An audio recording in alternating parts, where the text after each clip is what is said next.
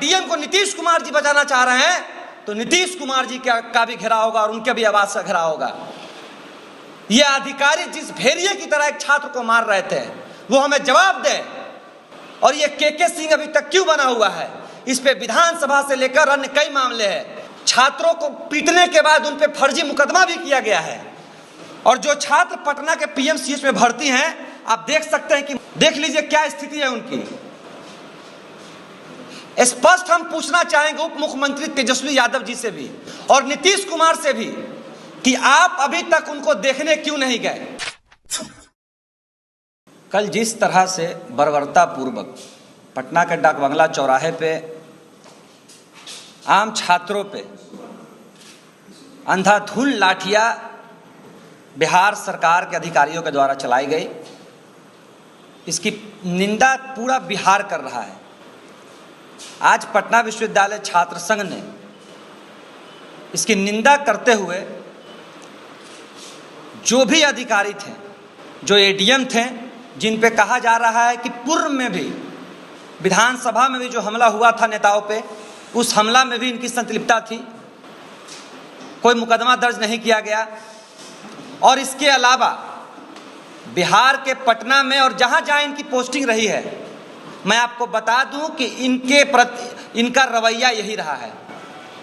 अगर माननीय मुख्यमंत्री उप मुख्यमंत्री तेजस्वी यादव जी ने प्रेस कॉन्फ्रेंस के माध्यम से छात्र और युवाओं को यह बताया कि जिन्होंने ये बर्बरतापूर्ण हरकत की अगर कार्रवाई करेंगे, तो मैं तेजस्वी यादव जी से स्पष्ट सवाल पूछूंगा कि माननीय उप मुख्यमंत्री जी, ये कार्रवाई कितने दिनों में खत्म होगी और उन छात्रों को न्याय कब तक मिलेगा।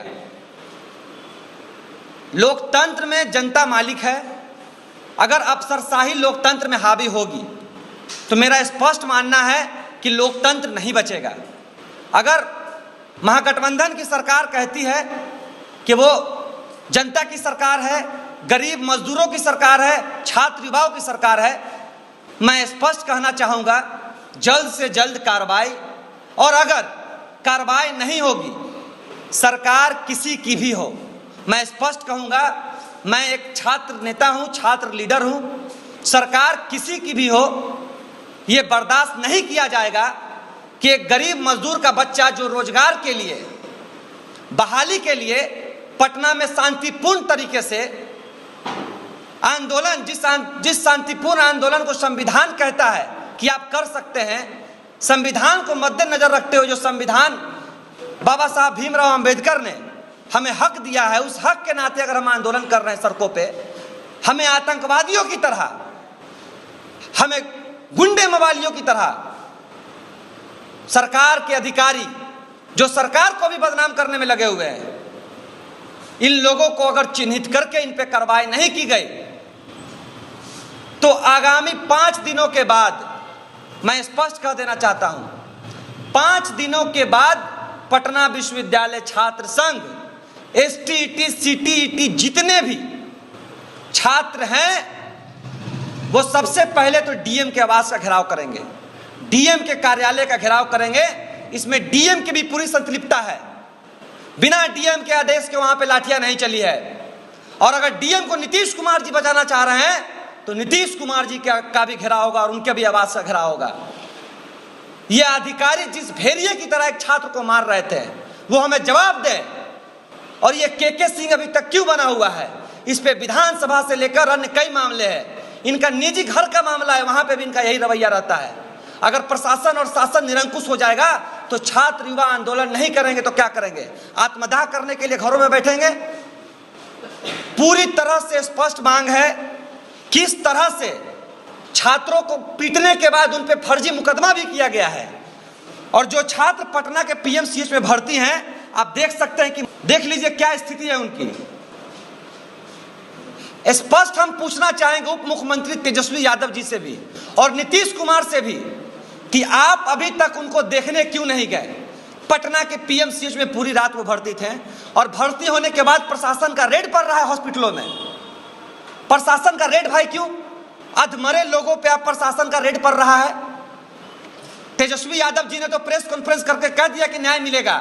अगर यही अन्याय अगर एक छात्र किसी पुलिसों पे अगर एक पत्थर भी चला देता तो शायद हमें लगता है कि ये बहुत बड़ा अपराधी और माफिया बन जाता अभी बिहार में। तो हमारा स्पष्ट सवाल है कि अगर इसी तरह से लोकतंत्र में अफसरशाही हावी रही तो कोई भी बिहार का और छात्र नेता हो या युवा हो सड़क पे हिम्मत नहीं करेगा सरकार या विपक्ष के खिलाफ बोलने की, और बिहार में तो लोकतंत्र पूरी तरह से मिट जाएगा। और के सिंह जी को स्पष्ट कह देना चाहते हैं कि अगर आपको अपनी मर्दानगी दिखानी है और दादागिरी दिखानी है तो कभी वर्दी उतार के मिलिए इन छात्रों से, एकदम स्पष्ट कहेंगे। अगर दादागिरी आपको दिखानी है तो ये छात्र आपको अपनी दादागिरी भी दिखाएंगे, कभी वर्दी उतार किसी पटना के डाकबंगला चौराहा पे आप आइएगा। छात्रों में, पूरे बिहार के छात्र युवा में आक्रोश है। जिस तरह से ये लोग छात्रों को पीटने का काम किए हैं, उनकी हत्या करने का काम किए हैं, ये हत्या करने की साजिश थी। जिस तिरंगे के लिए हर घर तिरंगा फहरा दिया आपने पिछले 15 अगस्त को, उसी तिरंगा पे आप लोग लाठियां बरसा रहे थे। ये दोहरा चरित्र केंद्र सरकार का नहीं चलेगा। आप अगर अपने अधिकारियों का अनुशासन नहीं सिखाते हैं तो बिहार का छात्र नौजवान युवा आपको अनुशासन सिखाएगा। जल्द से जल्द इस एडीएम के सिंह पे अगर कार्रवाई नहीं होती है, पूरे बिहार के छात्र नौजवान युवा मुख्यमंत्री आवास और डीएम के आवास की तरफ कूच करेंगे। मनीष कुमार, छात्र संघ अध्यक्ष, पटना विश्वविद्यालय। क्या कार्रवाई चाहते हैं, किस तरह की कार्रवाई चाहते हैं? बिल्कुल 307 के तहत उन पे मामला चले। 307 हत्या करने की साजिश के तहत एडीएम पे, क्योंकि जिस तरह से उनको मारा गया है पूरी तरह से हत्या करने की साजिश थी एडीएम की। और जिस तरह से